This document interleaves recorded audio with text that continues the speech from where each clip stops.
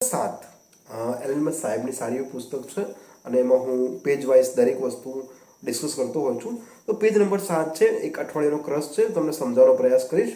શું છે? ખરેખર એક મિશન પર છે.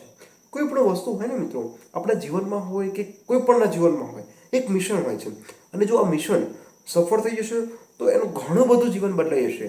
પરંતુ સફળ નહીં થાય તો આ બધા જ પ્રશ્નો આપણને ગૂંચવણમાં મૂકી દે છે. બીજી વસ્તુ, જોખમ લેવાનું જબ્બર સાહસ હતું. એલન મસ્ક સાહેબના જોખમ લેવાનું બહુ જ સાહસ હતું. પરંતુ આપણે ગુજરાતી પર્સન છે ને, જોખમ લેવા માટે થોડુંક વિચારતા નથી. ઓકે, જોખમ આપણામાં છે જ છે. અને જોખમ જો આપણે નહીં લઈએ તો શું થશે એ પણ વિચારવું જોઈએ ને. અને જોખમ લેશું તો એને બેનિફિટ શું મળશે એ પણ જોવું જોઈએ. બીજી વસ્તુ છે બેટા, કોઈ પણ વસ્તુ કરો ને ઠંડા દિમાગથી વિચારી અને પછી ગણતરી કરીને પછી મારો. ઓકે, કોઈ પણ વ્યક્તિને વાર કરવો હોય તો બેટા સાંજે ધીરજ લો, સ્પેસ લો, પછી વાર કરો. બીજું છે કે એલનને જોખમ લેવાની મજા આવતી હતી ને જાણે તેને વ્યસન થઈ ગયું હતું. હવે મિત્રો સમજો કે વસ્તુ શું કહેવા માંગે છે. એ માણસને વ્યસન થઈ ગયું હતું. અત્યારે બધા લોકો કુલ માનતા હોય છે, સિગરેટ મોઢામાં રાખીને એઝ વેલ કોઈ તમાકુ ગુટકા રાખીને શું માનતા હોય, કુલ માનતા હોય છે પોતાને.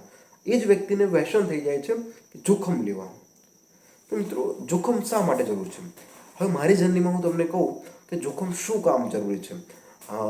મેં જ્યારે જોબ છોડી ત્યારે મેં વિચાર્યું હતું કે જોખમ લઈશ. કેટલું મોટું જોખમ લઈશ? ડુ એન્ડ ડાય વાળું. યુપીએસસીની પ્રિપરેશન કરી, સ્ટેટ પીસીસી એક્ઝામ આપી, એસએસસીજીએલની કરી. બટ એટલીસ્ટ મારો ક્યારે પણ ઇન્ટેન્શન નહોતું કે હું ગવર્મેન્ટ જોબમાં એન્ટર થવું અને મારી લાઈફને હું સિક્યોર કરી નાખું. એ મારો ક્યારેય પણ ઇન્ટેન્શન નથી.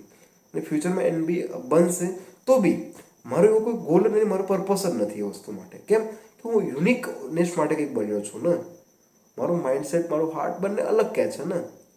બધા લોકોને જે પણ કહેવું હોય, હું અલગ પર્સન માટે બન્યો છું. તો મિત્રો આ બે વસ્તુ છે કે જોખમ શા માટે લીધું. જો એ ટાઈમે હું જોખમ નહીં લઉં તો મને રિગ્રેટ રહે લાઈફ ટાઈમ કે મેં એ ટાઈમે લઈ લીધું હોત તો સારું હતું. પરંતુ આ બધી વસ્તુ સાચી છે. એલન મસ્કની સાહેબની કહાનીમાં તમને શું ડિફરન્સ લાગ્યો તો જુઓ. શું કીધું છે? તો અહીંયા આગળ કોઈ પણ વસ્તુને આપણે સ્વેચ્છાએ અપનાવી લેવી જોઈએ. પરંતુ જોખમ લઈને, જોખમ લેશો, રિસ્ક છે તો ઇશ્ક છે. એ વાત પણ સાચી છે મિત્રો. તો સાહેબની આ બાયોગ્રાફીમાંથી આપણે આટલું શીખીએ છીએ. ચલો હવે આપણે જોઈશું નેક્સ્ટ વિડીયોમાં.